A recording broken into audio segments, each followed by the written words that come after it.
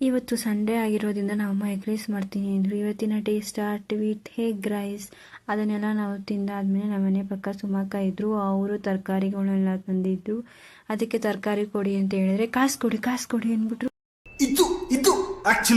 ನಮ್ಮ ಕಾಸು ಕೊಟ್ಬಿಟ್ಟು ಒಂದು ಗುಡ್ಡೆ ಎತ್ಕೋತು. ಅದಾದಮೇಲೆ ಎಲ್ಲರಿಗೂ ಗೊತ್ತಲ್ಲ, ಜೋಣಿಸ್ತಿರು ತುಂಬ ತರಕಾರಿಗಳು ಇತ್ತು. ಅದನ್ನೆಲ್ಲ ಅವರು ಜೋಣಿಸ್ಕೊಂಡು ರೆಡಿ ಮಾಡಿಕ್ಕಿದ್ರು.